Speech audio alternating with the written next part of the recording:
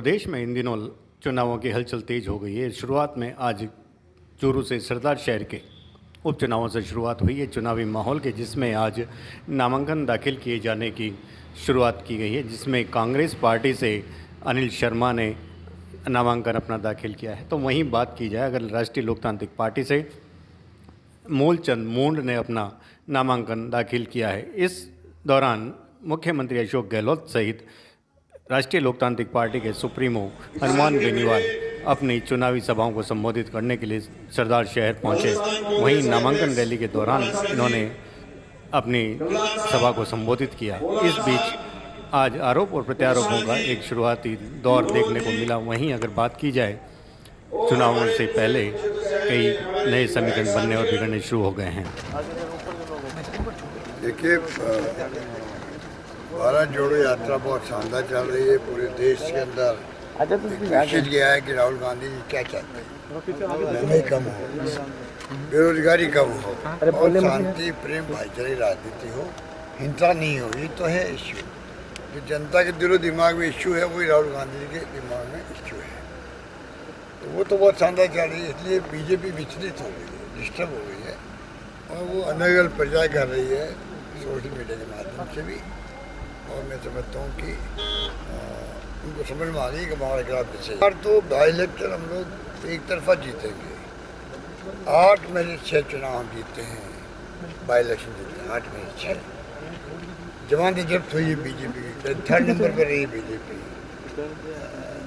8 चुनाव के अंदर। और ये चुनाव तो हमारे लिए बहुत महत्व रखता है।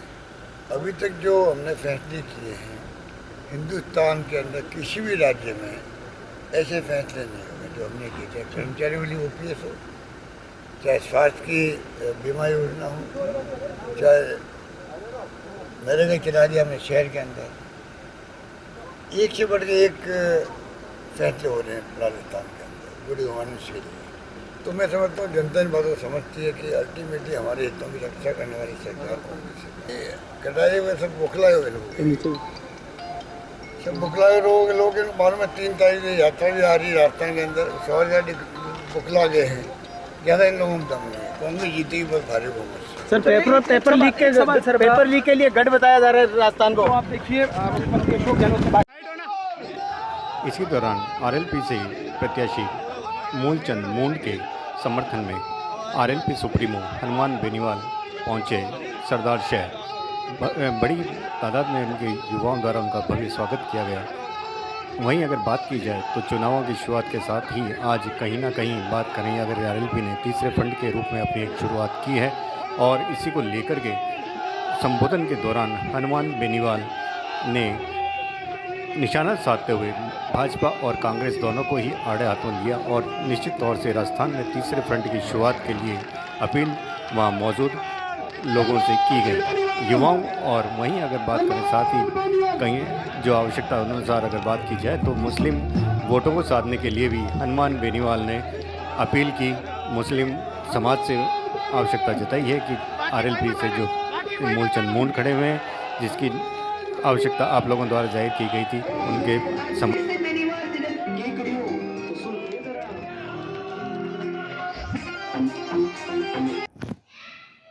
खिलाने के लिए हनुमान बेनीवाल आपके बीच आया है। एक बार आने से आप भी नहीं मानते।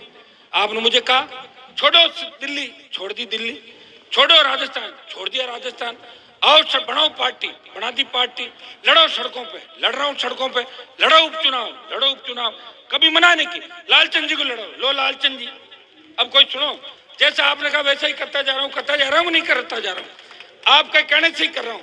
लेकिन हमारी वो गाना चलता है ना कि चौधर दिल्ली में चाले जयपुर में चाले, तो ऐसे तो चलेगी नहीं, तो जीतने चलेगी चौधर। हाँ ये सही है कि बीजेपी को तो 3rd नंबर पर डाल दोगे आप, जीते कैसे? बीजेपी को तीसरे नंबर पर रखने के लिए लड़ रहा हूं मैं चाहता हूं कि राष्ट्रीय लोकतांत्रिक पार्टी सरदार शहर के अंदर चुनाव जीते। और भाइयों, मैं मेरे मुस्लिम समाज के भाइयों से भी आह्वान करता हूं, मैं ग्वाल समाज के भाइयों से आह्वान करता हूं, सर्व समाज से आह्वान करता हूं कि तीसरे मोर्चे जहां भी बने देश के अंदर, चाहे हरियाणा का इतिहास उठा के देख लो, उत्तर प्रदेश बिहार का इतिहास उठा के देख लो, बड़ी जातियों के साथ मुसलमान जब आया मेघवाल आया तब वहां सत्ता बदली। उत्तर प्रदेश के अंदर मायावती सीएम बनी तो मुसलमान उसके साथ था, मुलायम सिंह यादव बने, मुसलमान साथ था, लालू यादव बने, यादवों के साथ मुसलमान था। चाहे हरियाणा में चौधरी देवीलाल का परिवार या चौधरी चरण सिंह प्रधानमंत्री और यूपी के सीएम बने तो यूपी का मुसलमान उस समय किसानों के साथ खड़ा था। मैं आह्वान करता हूँ सरदार शहर के मेरे मुस्लिम भाइयों से, मेरे मेघवाल भाइयों से, सर्व समाज के ओबीसी के भाइयों से, सर्व समाज से, ये लड़ाई इस राजस्थान को बचाने की लड़ाई है। ये हनुमान बेनीवाल चुनाव अगर हारेगा तो हनुमान नहीं हारेगा, ये सरदार शहर का जवान और किसान चुनाव हारेगा।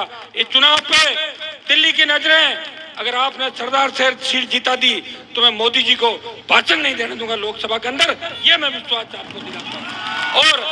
और सरदार शहर जीता दी तो कांग्रेस की भी विदाई तय हो जाएगी राजस्थान से। लेकिन सरदार शहर के अंदर जीत चाहिए, वोट नहीं चाहिए कि खाली 50,000 वोट ले लिए, 60,000 ले लिए।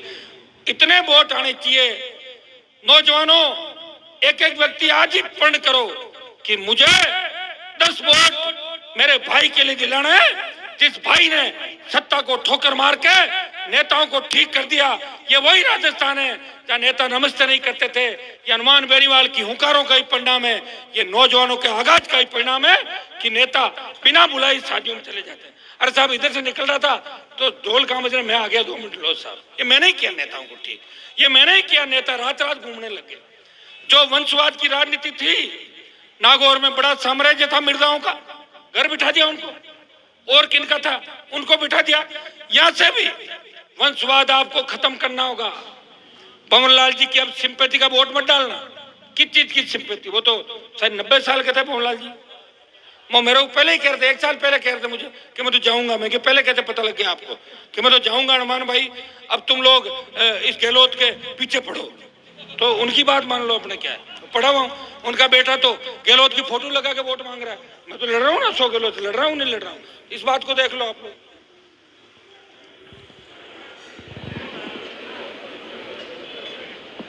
सरदार शहर से आवाज दिल्ली तक जानी चाहिए, क्योंकि उस दिन गुजरात के चुनाव का रिजल्ट भी आएगा। 8 को आएगा ना, गुजरात का भी, अपना भी 8 को आएगा ना। अगर सरदार शहर में आरएलपी जीतती है तो गुजरात में कौन जीतता है? जो भी जीतेगा उसकी जीत फीकी पड़ जाएगी। ये मैं विश्वास आपको दिलाता हूं। आप अपने भाई का साथ दें, इतना भरोसा दिलाता हूं। मैंने जिसका भी हाथ पकड़ा है उसका हाथ नहीं छोड़ा। गरीब को गणेश मान के हमेशा सेवा करी और उसी का परिणाम है इस राजस्थान में बड़ी रैलियों के जो रिकॉर्ड है। इस देश की बड़ी रैलियों के अंदर जो शुमार किसान और जवान अपने अपने साधनों से आते हैं, वो हनुमान बेनीवाल अपने भाई के लिए आते हैं। मैं जानता हूं कि आज 100 रुपए लीटर डीजल है और मैं निकलता हूं एक गाड़ी लेके और 100 गाड़ी लेके आप आ जाते हो रोज। मुझे ये भी नहीं कहते कि भाई साहब आज नहीं आऊंगा, कल नहीं आऊंगा। मेरे लिए कई लोगों ने अपना जीवन समर्पित कर दिया, कईयों पे झूठे मुकदमे दर्ज हुए, कईयों के कैरियर खराब हो गए। मैं विश्वास दिलाता हूं कि आपका भाई अगर सत्ता के अंदर आया, सत्ता के नजदीक भी आया, तो सारा फॉल्ट एक साथ निकाल दूंगा, एक साथ आप सबको आगे लेकर आ जाऊंगा। यही मैं विश्वास दिलाता हूं। भाइयों, मुख्यमंत्री और सत्ता जब तक नहीं आएगी तब तक मजा नहीं आएगा। और सत्ता का रास्ता सरदार शहर से होकर निकलता है। सरदार शहर में आप ये जो आंधी है आरएलपी की, इसे तूफान बना दो। ये सिक्योरिटी वाले सुनामी बना के राजधानी में राज करेंगे। ये मैं विश्वास आपको दिलाता हूं। भारतीय जनता पार्टी और कांग्रेस दोनों को आपने देखा है, जम के लूटा है। न कोई विपक्ष है न पक्ष है, हर एमएलए लूट रहा है इस राजस्थान को। गहलोत को सरकार बचाने की चिंता है और पायलट को मुख्यमंत्री बनने की चिंता है। बीजेपी में 12 दूल्हे और एक लुटेरी दुल्हन है। इस बात का भी आपको ध्यान रखना है। आपको भाई लालचंद को बोतल का चिन्ह है। 5 तारीख को ज्यादा से ज्यादा वोटों को वोट